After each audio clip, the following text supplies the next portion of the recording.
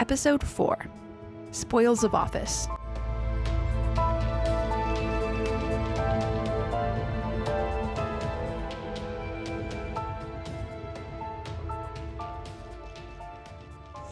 July 2nd, 1881, Baltimore and Potomac Railway Station. Washington, D.C. President James Garfield is walking through the station, preparing to board a train. Charles Guiteau steps forward and raises a revolver with ivory grips. He fires twice. The first bullet grazes Garfield's arm. The second hits his lower back. Garfield goes down. Guiteau doesn't run. He's calm, almost as if he's waiting to be arrested. He shouts, "I am a stalwart of the Stalwarts. I did it, and I want to be arrested. Arthur is president now." In his mind, he isn't a murderer. He's actually filling out a job application. This is People of Agency. I'm Aileen. And I'm Maia. And today we're talking about what happens when you can buy a government job with political loyalty instead of qualifications. Spoiler alert, someone shoots the president. What?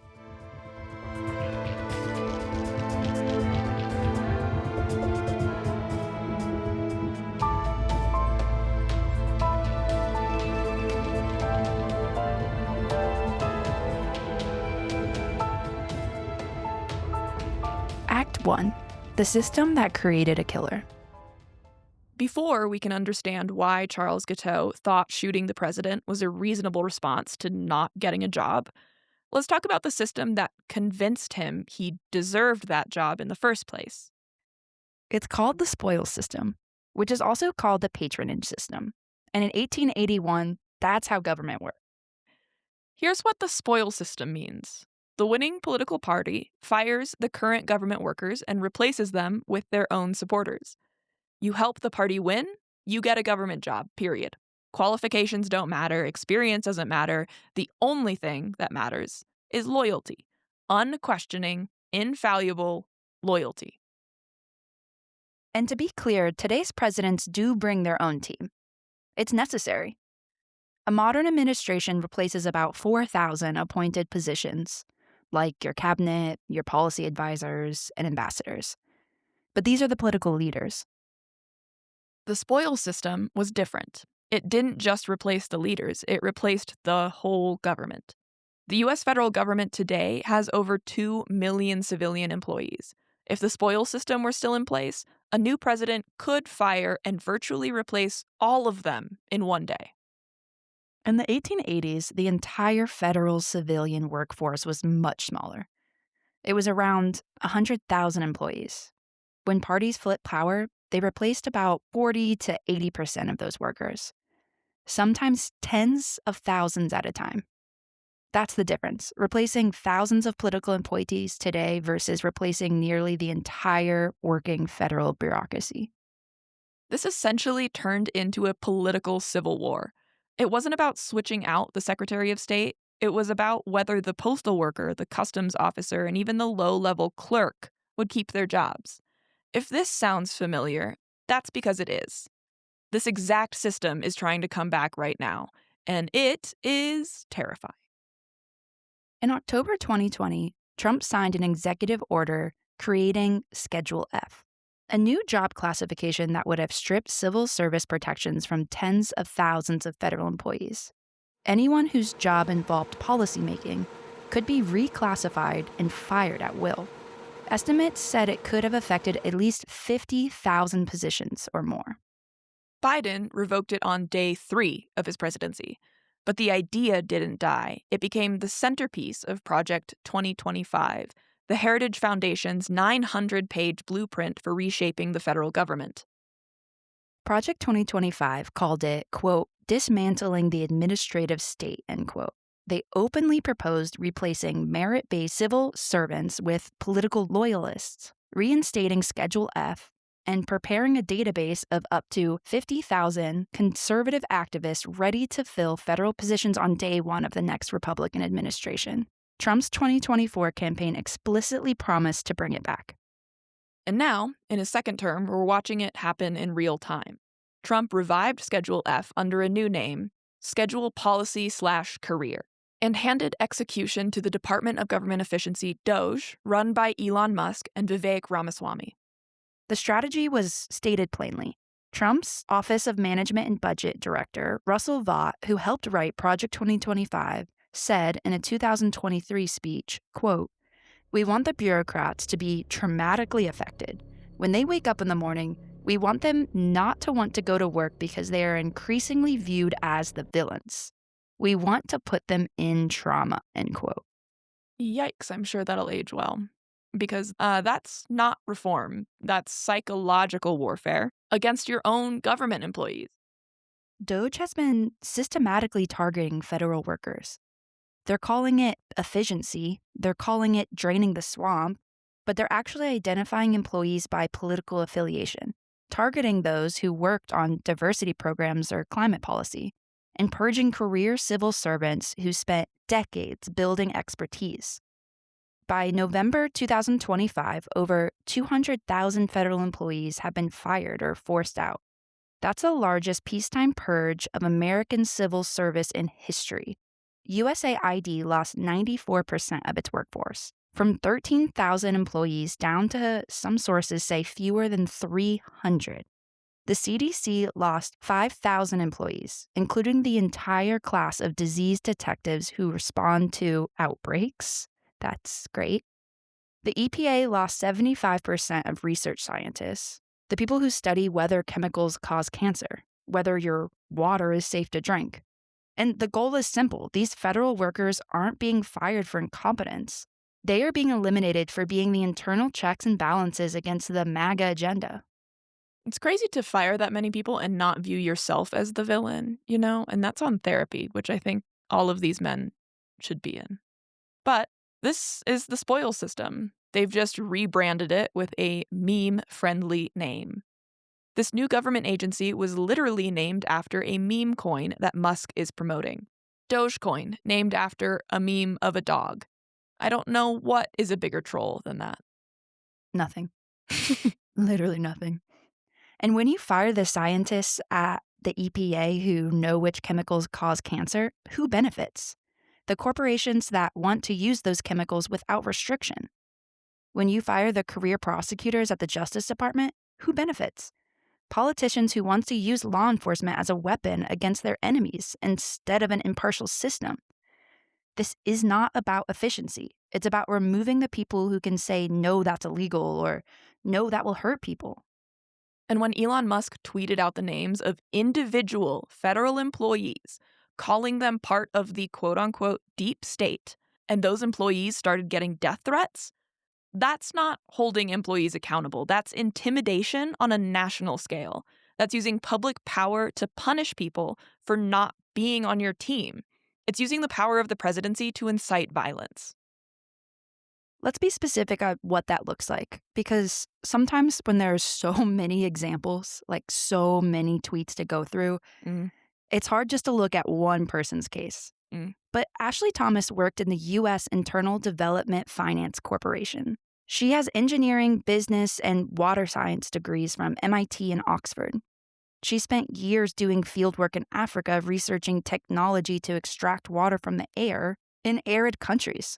Her actual job, protecting American agriculture and infrastructure from national disasters. A right-wing account posted a screenshot with her name and job title. Elon Musk reposted it to his 216 million followers with the comment, quote, "So many fake jobs." That post got 33 million views. Ashley Thomas was forced to delete her LinkedIn and Facebook accounts as harassment poured in.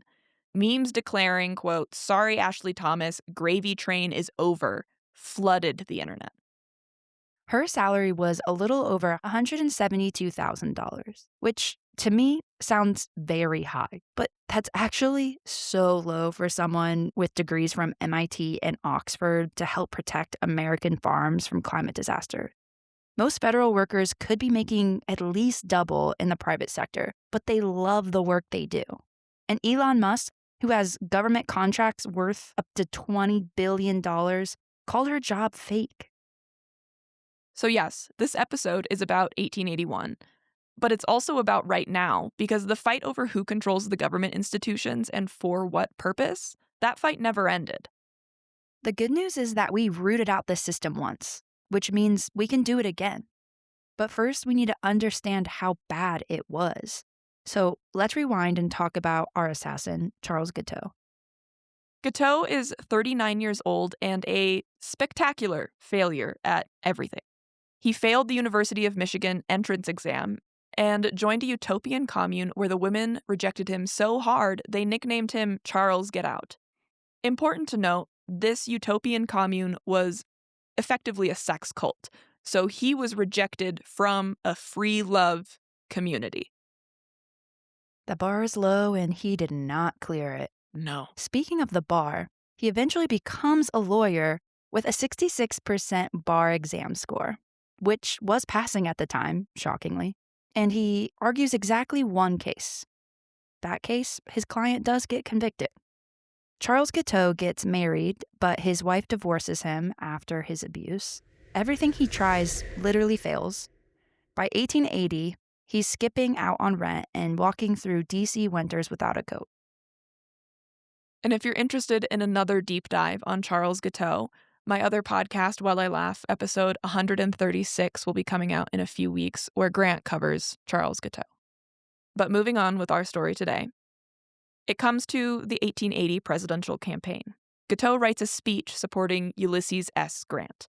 When James Garfield wins the nomination instead, Guiteau doesn't bother rewriting his speech. Instead, he just scratches out Ulysses S. Grant's name and scribbles in Garfield's. I had to check this so many times and so many sources. I just did not believe this. It's so funny. And then he also didn't change some of the attributes. So it was still saying, like, Garfield was a general in the Civil War. Guiteau delivers this incoherent mess exactly once to about 24 people and becomes absolutely convinced that this speech, this one single speech, won Garfield the presidency. His narcissism was as vast as his resume was thin. That's delusional. But here's the thing, the entitlement underneath it, that is systematic. Under the spoils system, political loyalty does earn you government jobs. That's the explicit deal. Guiteau just wildly overestimated his contribution. And that's wild. It's not that he's wrong for thinking loyalty got him the job, he just didn't do enough to earn it. Guiteau's delusion began immediately after Garfield's inauguration. He showed up in Washington demanding the post of consul to Paris. He spent 3 months relentlessly haunting the White House. After securing just one 5-minute meeting where Garfield politely read his pamphlet, said nothing to him, Guiteau was convinced he had the job from that. And to understand why he thinks this, we need to understand what everyone was fighting over. And the answer is the post office. By the 1880s, the post office wasn't just a government agency. It was the biggest prize in American politics. It employed more people than the entire rest of the federal government combined. 50,000 to 70,000 workers. That's at least 3/4 of all federal civilian employees. It was the original quote-unquote deep state run by party bosses. Every congressman controlled 200 to 250 postmaster positions to hand out as rewards. These were more than just jobs, they were political power. Local postmasters were the party machine surveillance network. They reported on community sentiment, distributed campaign literature, knew which neighbors supported which parties. Having a postmaster in every town meant having eyes and ears everywhere. And the turnover was constant. Andrew Jackson removed 223 postmasters in his first term. Every election brought mass firings. When Democrats took power in 1884, after 24 years of Republican control, they replaced over 40,000 postmasters. One guy handling this, Adlai Stevenson, earned the nickname Headsman That Swung the Axe for how aggressively he cleared out Republican postmasters. Okay, but that has to absolutely destroy institutional knowledge, right? Completely. One postmaster found hundreds of bags of undelivered mail scattered in the post office. Another set up shop in a saloon and was drunk half the time. And bartenders ended up handling the mail. The Star Route scandal drained millions from the Treasury through fraudulent contracts. Wow. So bartenders really have been the backbone of our society. Always. Pour one out. So let's be clear about what's happening here. The spoils system doesn't just reward blind loyalty, it actively creates incompetence. It guarantees that the people running vital public services have no idea what they're doing because they got hired based on partisan politics, not ability. And if you've ever worked for an organization with high turnover, you know exactly what we're talking about. Mm-hmm. No one knows what they're doing because they've only been there a year. Everyone's only been there a year. And this also drains money from those services to fund political campaigns. So you get terrible service and you're paying for the privilege of getting terrible service. Sound familiar? Because that's exactly what DOGE claims to be fixing. They say the government is inefficient. They say it wastes money. They say bureaucrats are incompetent. But here's what we need to be really clear about. None of this was the post office's fault, then or now. The Postal Service, the actual function of connecting communities, delivering mail, and enabling commerce, that's vital. People depended on it. This is about who controlled that institution and what they used it for. The spoils system warped a public service into a patronage machine funded by public dollars. When political machines controlled the post office, it served their interests, keeping party loyalists employed, funding campaigns, maintaining surveillance. When reformers took it back, it served the public, delivering mail reliably, connecting rural communities, enabling business. That's the core pattern we keep seeing. Institutions aren't good or evil. They're contested spaces. They serve whoever has the power to make them serve. The post office didn't change. Who controlled it changed. And that's why the solution being proposed today, firing career experts and replacing them with loyalists, is what created the problem in the first place. They are diagnosing the disease correctly and then prescribing more of the disease as a cure. What could go wrong? Nothing. Not a thing. So, when reformers in the 1870s and 1880s demanded civil service reform, they weren't trying to destroy the post office. They were trying to rescue it, to make it serve its actual purpose instead of serving political machines. And James Garfield just became president, promising to do exactly that. Which is why Guiteau thought shooting him would somehow help the cause. Because Garfield wasn't just threatening individual politicians or a few jobs, he was threatening the entire system that kept them in power. Okay, so we've established the spoils system and why the post office was the prize. Now we need to talk about the political civil war Garfield walked into. Because the 1880 Republican Convention wasn't just about choosing a nominee. It was a battle over whether government would serve the public or serve the machine. And it's a battle that's still happening today. That doesn't sound familiar to me at all. Not at all. Not at all. Crazy fun fact about me. I used to be obsessed with Democrat and Republican conventions in high school. And I was in AP Art and AP US History. Yeah. Those are my only APs. Explains me to a T. Wow. But I would just make art about these conventions. You're so embarrassing. That needs to get posted everywhere. I thought it was so deep. I took the picture of Nixon winning. It's all these balloons are dropping down. Yeah. It's in black and white. And I cut it into slivers and then separated them a little. And it's about dissecting what went wrong. It was crazy, dude. Wild. All right. So I'm really excited to talk about these conventions, guys.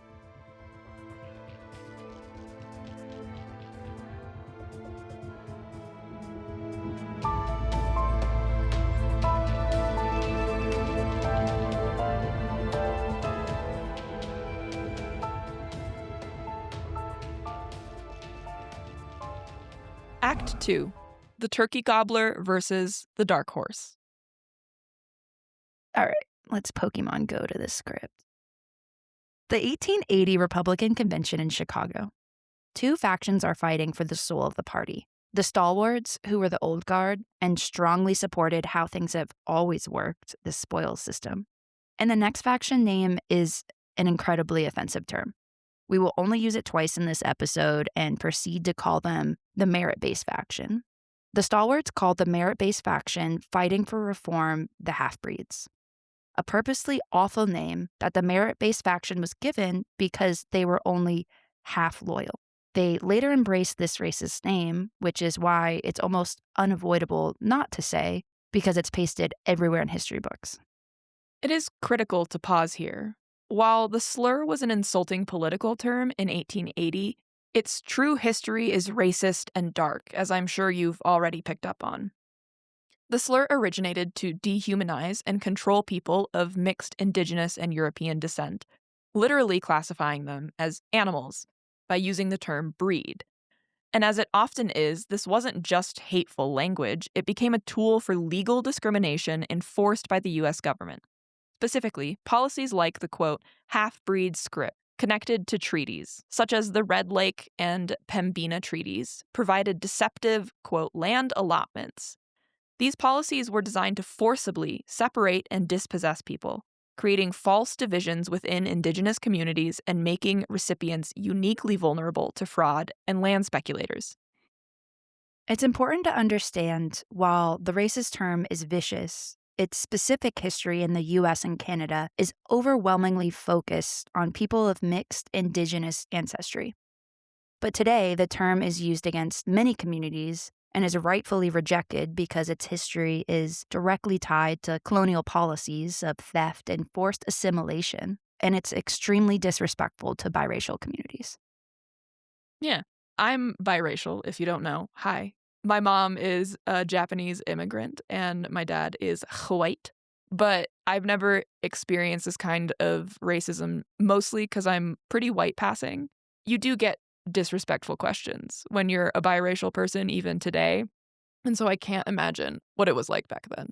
And I mean, to find community like that is interesting too, because I think a lot of people that I know who are biracial, we kind of agree that it's weird because you don't feel like you belong in traditional white communities. And you also don't really feel like you belong in traditional communities of whatever your other race is or your other cultural heritage is. And so to embrace this pretty racist term as a form of community is really interesting to me. So, the old guard stalwarts used this offensive term to refer to the merit-based faction because they were only half Republican in their party loyalty. It's like today when Republicans are trying to suck up to Trump by painting another Republican with a scarlet letter, calling them a rhino, spelled R-I-N-O, standing for Republican in name only. I'm actually truly shocked about how tame this term is compared to the past, but we're not giving anyone ideas. I don't think I knew that rhino was an acronym. Oh, yeah? I thought because, like, the Republicans are elephants Mm, and the donkeys for the Democrats, I thought it was, like, some play on that they weren't quite elephants. that's so funny. Interesting, because that really gets to the other terrible nickname that's like, oh, you don't really count. You don't really belong to us. You're not loyal enough, is really what they're getting at. And elephants are known for their loyalty, or their memory. Donkey was also a term that was thrown on as an insult that was embraced. You don't have to embrace the insult. What a terrible brand. Do better. Aileen has thoughts. Okay, so back to the 1880 Republican Convention and the machine politician Roscoe Conkling. Picture this. A 6'3" man, and while every other politician wore boring black suits, Conkling showed up in green trousers, scarlet coats, gold lace, and yellow shoes. He dressed like a peacock at a funeral, and yet somehow still less chaotic than a modern political rally.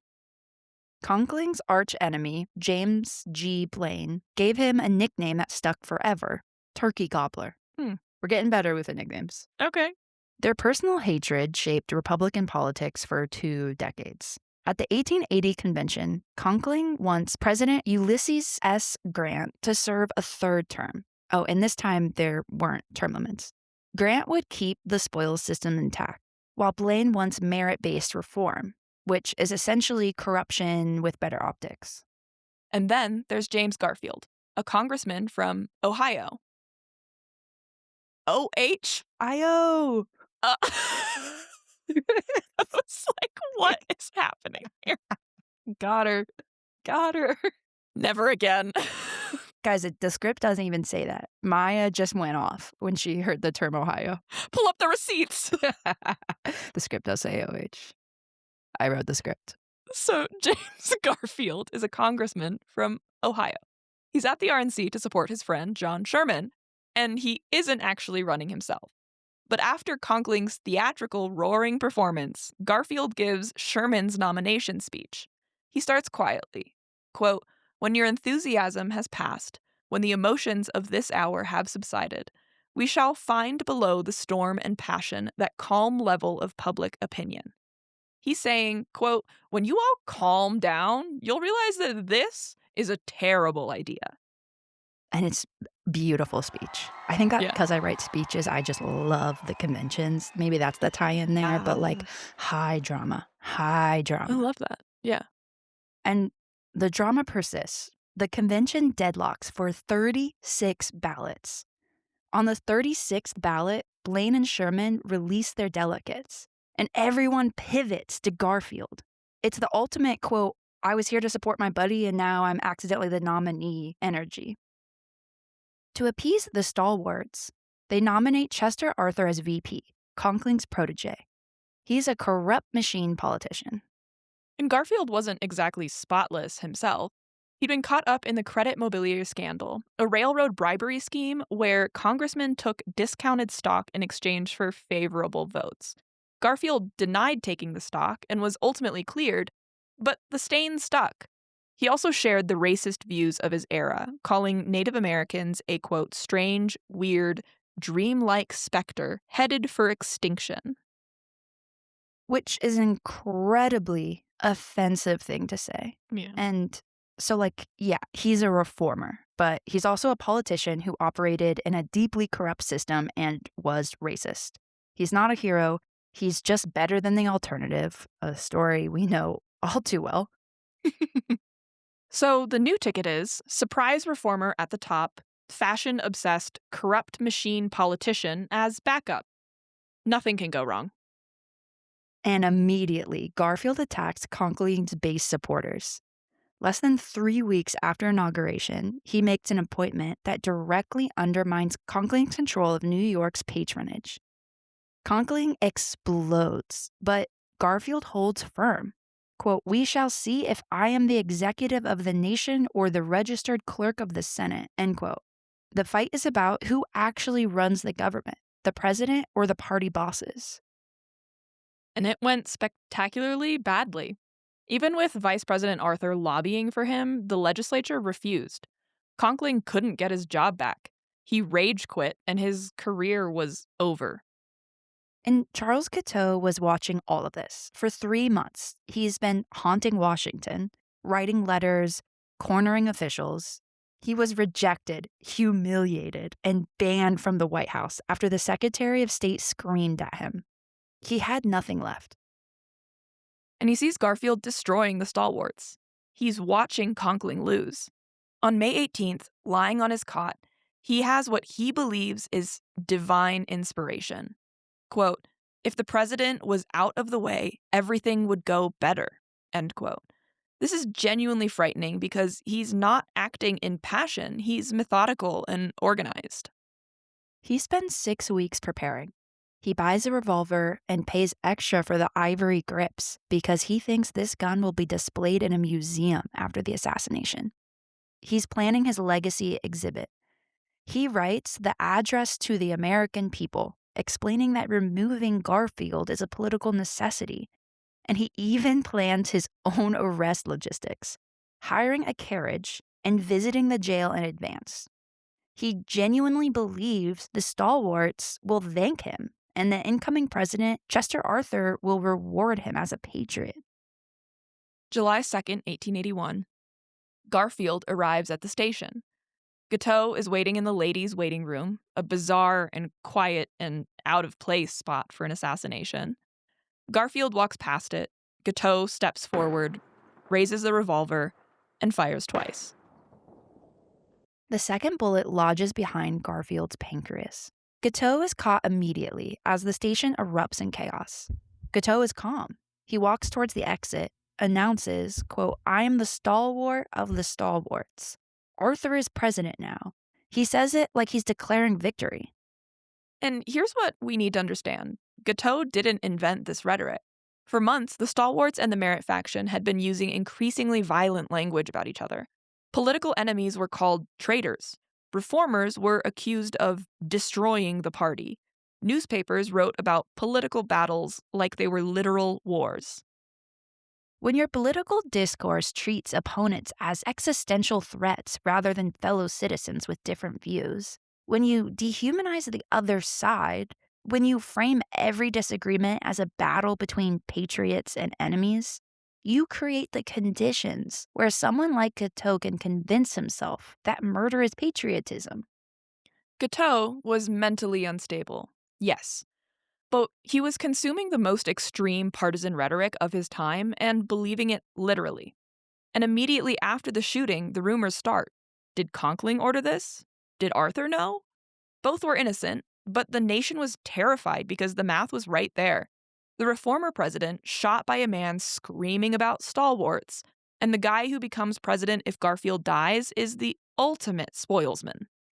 The New York Times called Arthur, quote, about the last man who would be considered eligible. The rhetoric had created such deep division that half the country was ready to believe the vice president had conspired to murder the president. That's what happens when political language becomes weaponized. And after all of this, Garfield is lying on the train station floor. Doctors start arriving, and what they're about to do to him over the next 79 days is worse than the bullet. Wait, 79 days? He doesn't die quickly, and that's where the story gets really dark.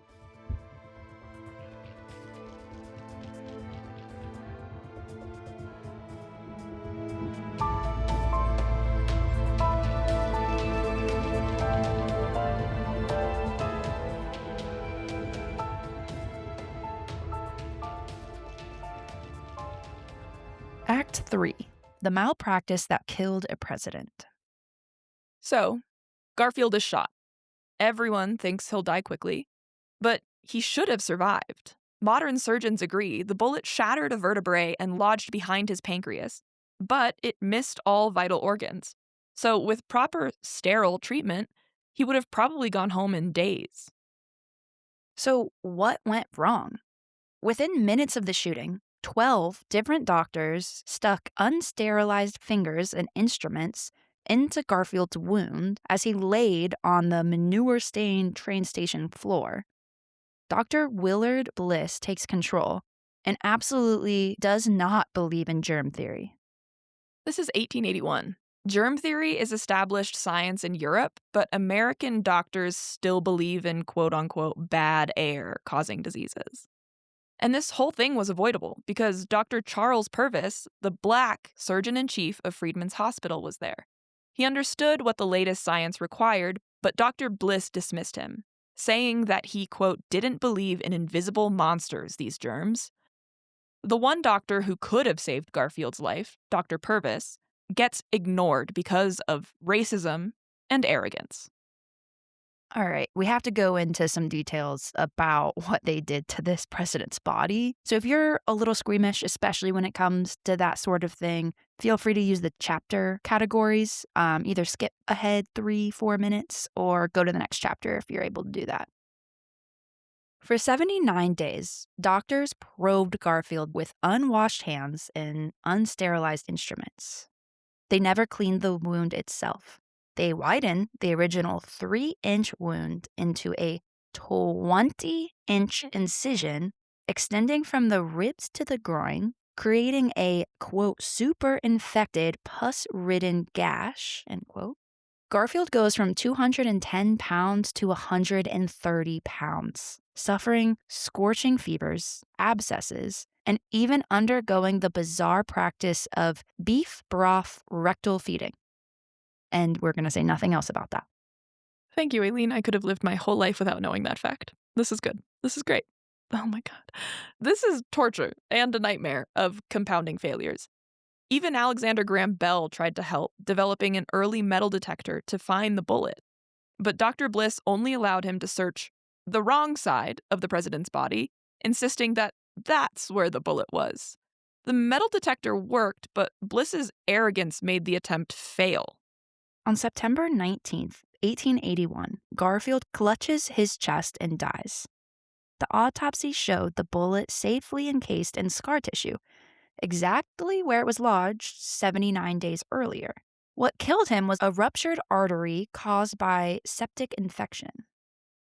So, Charles Guiteau fired the gun, but Dr. Bliss killed the president. At Guiteau's trial, his lawyers argued exactly that. The trial becomes a circus, with Guiteau giving rambling speeches, screaming at witnesses, and writing poetry about his divine mission. Another fun fact about Guiteau, he wanted to represent himself and was not allowed to. But the jury convicts him anyway, and they sentence him to death.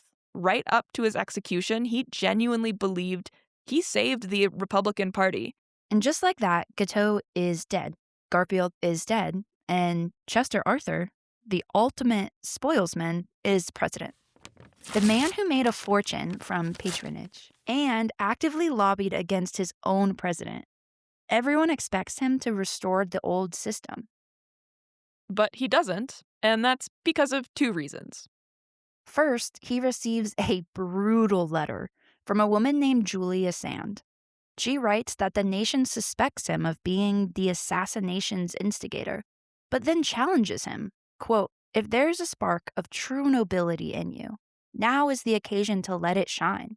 She's giving the ultimate machine politician a path to redemption. And the second thing, in October of 1882, Arthur is secretly diagnosed with fatal kidney failure. Facing his own mortality, he breaks with his old guard completely.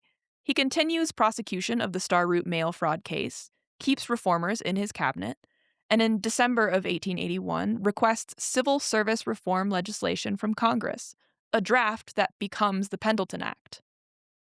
The man who built his entire career on the spoils system is asking Congress to end the spoils system. This is amplified by the 1882 midterms, where voters, furious about corruption, punish the Republicans.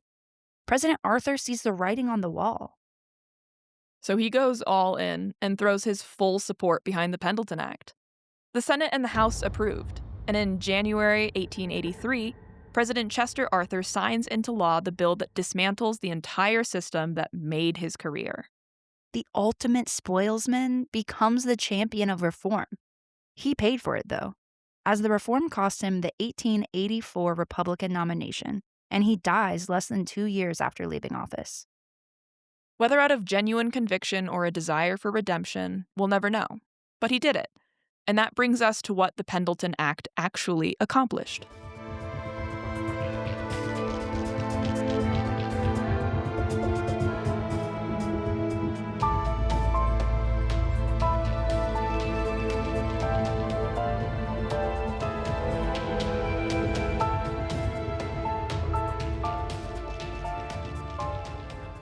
Act 4. Merit proves itself. So the Pendleton Civil Service Reform Act becomes law in January 1883. What does it actually do? 4 main things: competitive examinations for government jobs, a bipartisan civil service commission to oversee it, protection from being fired for political reasons, and a ban on mandatory political contributions. So you can't force federal workers to fund campaigns anymore, and they can't be fired just because the other party wins the election. Initially, it only covers about 10% of federal jobs, but the post office is 34% of the entire federal workforce. So postal reform alone represents massive change. By 1884, half of all postal workers are merit-based. So suddenly, if you want to be a postal worker, you have to actually know how to do the job? That's wild. That is a revolutionary concept, though. Railway postal clerks, who we've talked about and love, the elite train sorters, need a minimum 97% test score to get hired. They have to hand sort at least 600 pieces of mail per hour. And they face regular review examinations. If you can't maintain those scores, you're out. That's not take a test once and coast. That's an actual professional standard with accountability. But does it actually work? Because if all this reform does is replace political incompetence with bureaucratic incompetence, what's the point? Exactly. Bureaucracy for bureaucracy's sake doesn't help anyone. So in 2024, two economists from UC Berkeley published a study in the American Economic Review. They used newly digitalized personal records from 1875 to 1901 and compare cities that are reformed early versus late. What do they find? Delivery errors dropped 22%. Mail volume carried increased by 14%. And turnover drops dramatically, particularly during election cycles. Wait, so those are real and measurable improvements. Merit works. Who would have guessed? The report found that in every election year before 1883, a large number of postal employees were replaced by new appointees. Once reforms were rolled out, these political cycles essentially vanished. So people could actually keep their jobs and get good at them instead of getting fired every 4 years. Plus, who wants to get into a career with that kind of job insecurity? And here's the part that surprised the researchers. The improvements didn't just come from hiring more qualified people initially. The report states employees looked similar before and after the reforms. The mechanism was reduced turnover. So it's not that suddenly everyone taking these tests was a genius. It's that when people knew they wouldn't get fired after the next election, they actually invested in learning how to do their jobs well. They built institutional knowledge. Before reform, low morale and high churn impeded learning on the job. So job security creates invested employees. That's not complicated. It's not, but it's measurable proof. And once this reform happened, it enabled innovations like rule-free delivery in 1896, Parcel Post in 1913. Parcel Post had such an electric effect that Sears filled 5 times as many orders in 1913 as they did in 1912. We talk about both of these in our next episode, and it's a good one. Farmers organized to get the same postal service that the cities had. The post office not having such a high turnover is a huge step in making these innovations happen. Mail order business, the thing that connected rural Americans to the wider economy, only works because postal workers are now competent and reliable. Exactly. You can't build a mail order business if the postmaster is drunk in a saloon and your packages are sitting in a bag somewhere. The post office deficits disappear. So reform didn't just make service better, it made the institution financially sustainable. And coverage expands. By 1900, nearly 50% of government appointees are merit-based. By 1921, 80%. By 1990, over 90%. The Pendleton Act becomes the foundation for professional public administration in America. And while the Pendleton Act was a revolution for efficiency, it was incomplete when it came to equity. The merit system, based on colorblind rules, created new pathways for women to compete on qualifications and offered unprecedented professional opportunities for Black Americans, making the post office the largest single employer of Black people by 1960. But those same colorblind rules didn't protect against discrimination. When segregationists took power, they used new tactics, like requiring photos on applications, to systematically screen out Black applicants, demonstrating that removing political favoritism is only the first step in the fight for fairness. We're doing a whole episode later in the season on the impact of these reforms on Black workers because there is so much to discuss here, and it deserves a full episode, if not a full season. And that incomplete victory teaches us something crucial about how reform actually works. The Pendleton Act ended the spoils system. Removing political favoritism was a huge win, but it wasn't the whole victory many thought it was. It's not that the reform was bad, it's that it required constant vigilance to prevent the system from being corrupted by racism and sexism. The success of the civil service relies entirely on people remembering why it was created in the first place. And that's the danger. Because the generation that fought the spoils system is gone. The institutional memory has faded. And now the powerful are actively trying to undo everything that reform accomplished, undermining the proven success of merit-based government to make the system serve themselves.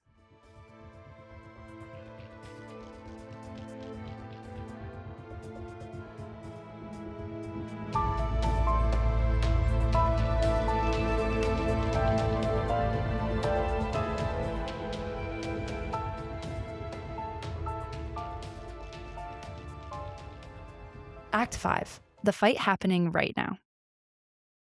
So, we've spent this entire episode talking about what happens when political loyalty replaces competence. Mail doesn't get delivered, postmasters are drunk, money disappears, and the system collapses. And we have proof that removing political interference made government measurably better. 22% fewer delivery errors, 14% more mail carried. Merit-based hiring, surprise, surprise, works. So let's talk about the scale of what's happening right now. By November 2025, when we are recording this, over 200,000 federal employees have been fired or forced out. That's the largest peacetime purge of the American civil service in history. DOGE, the Department of Government Efficiency, was initially run by Elon Musk and Vivek Ramaswamy. Musk has since stepped away, but DOGE is still operating.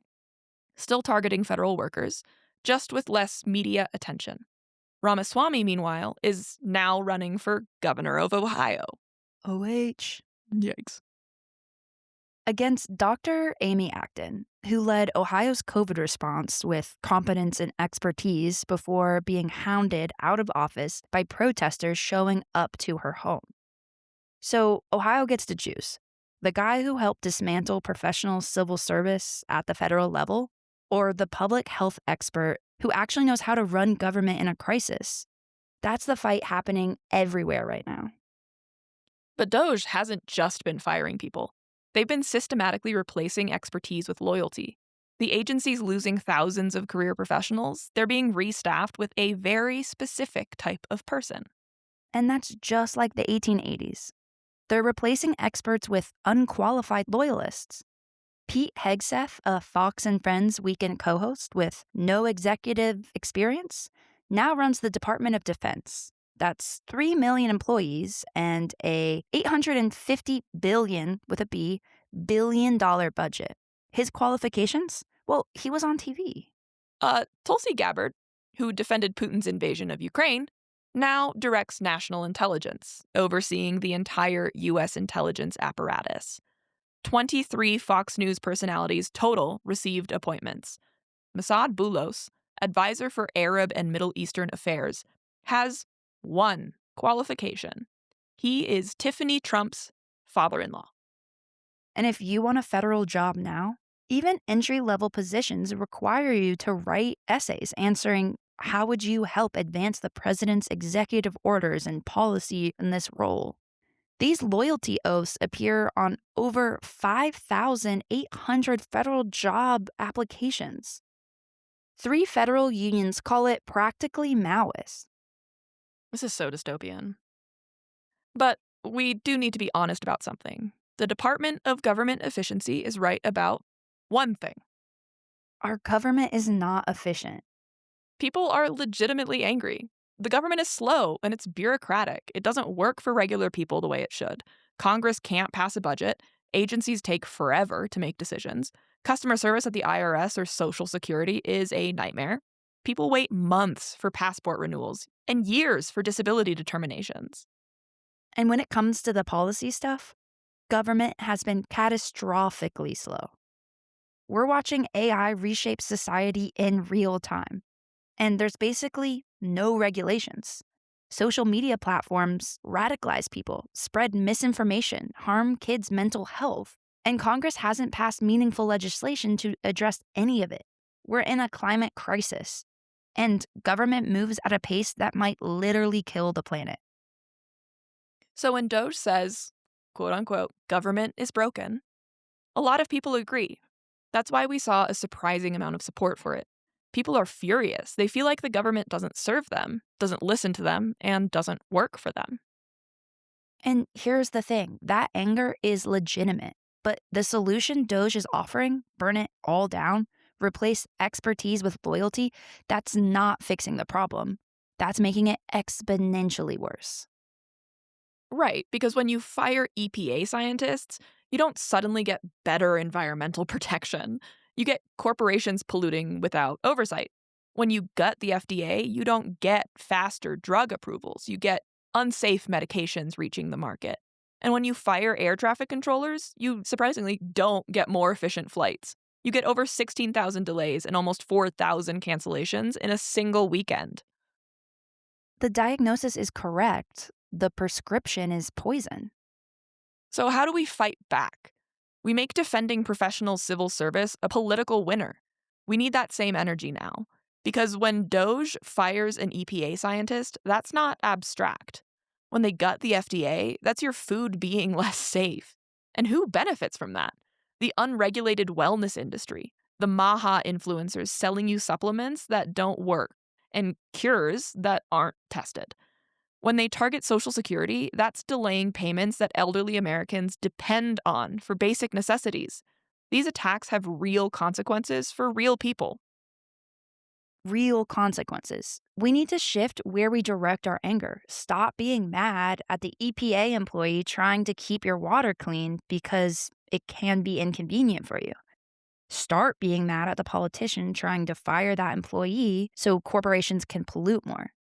Stop being mad at the FDA scientist testing whether your food is safe because it takes so long. Start being mad at the wellness grifters who want to sell you the expensive detoxes without any oversight. Stop being mad at the government workers. Be mad at the powerful people trying to control the government for their own benefit. And turn that anger into action. And this is why we created this podcast. Because we can't just defend institutions because they're under attack. We need to put them under a microscope. We need to see what's working and what's horribly problematic. And we need to evaluate who these institutions are actually serving. Because right now, there's no wiggle room for change, and that's dangerous. If the only people talking about fixing the government are the ones who want to destroy it, we've already lost. We need to be the ones saying, yes, government is slow and bureaucratic and often doesn't serve regular people. And that is exactly why we need to fight to make it work better, not blow it up entirely. Because here's what happens when you do blow it up. In November 2025, the FAA mandated 10% flight reductions at 40 major airports because so many air traffic controllers had been fired or quit or were not receiving pay during the longest government shutdown up until that point. Controllers were working mandatory overtime, 6 days a week, 10-hour days, without pay. And this is happening as we are taping this episode. So there might be updates as you're listening, but for the first time in 60 years, USDA froze SNAP funding.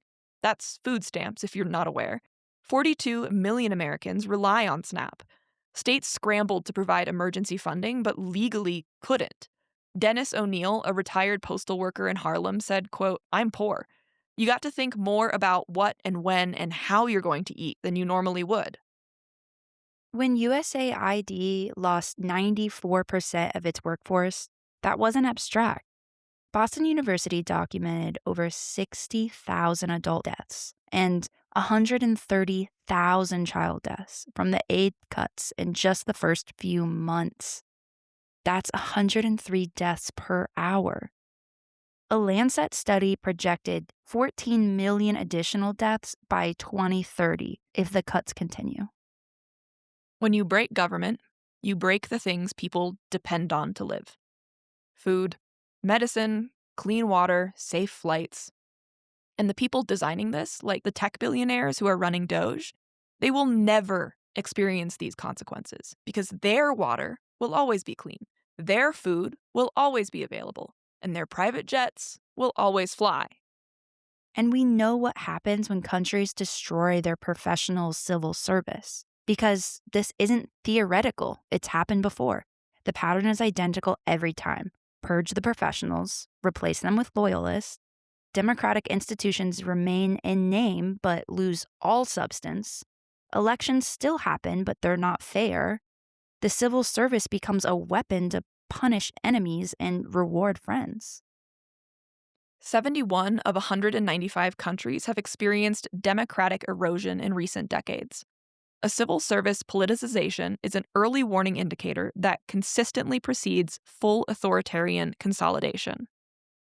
So here's the choice we face.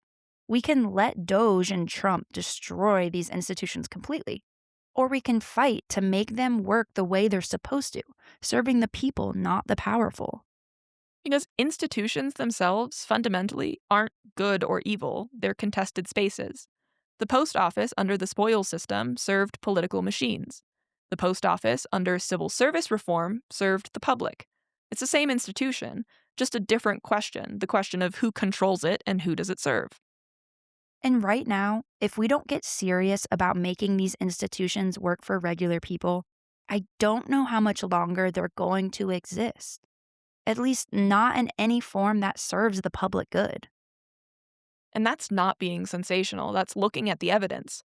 When you fire over 200,000 people, when you lose 94% of USAID, and when you shut down the EPA's research office entirely, you can't just rebuild that. Those people are gone.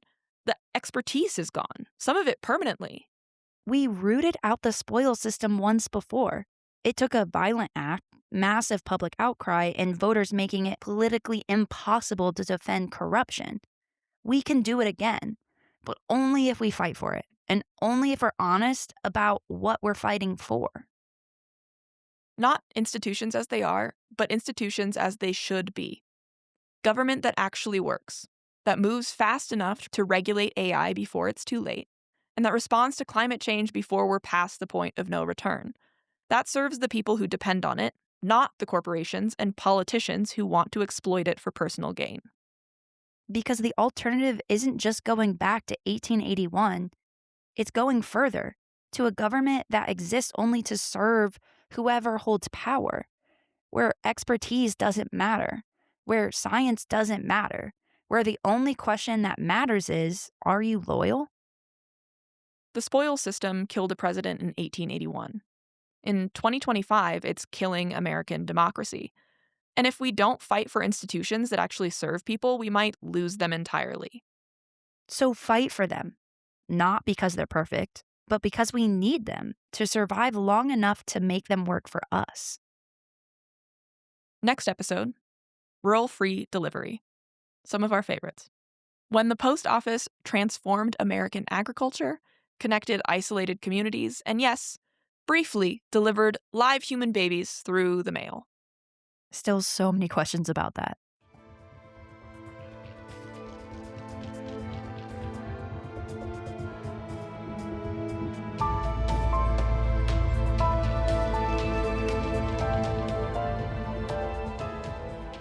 Thank you for listening to People of Agency.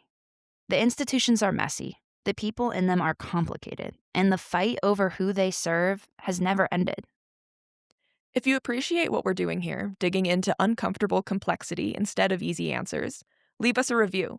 Please share this episode with a friend. It's the best way for people to find small podcasts like ours. Find us on social media at people_of_agency. Thank you for your support, because telling honest history, that's how we build better institutions. People of Agency is created and written by Aileen Day with additional writing by Maia Warner-Langenbahn. It is hosted by Aileen Day and Maia Warner-Langenbahn. This episode was edited by the amazing Kelsey Ruppersberg Day. Our beautiful cover art is by Sam Woodring.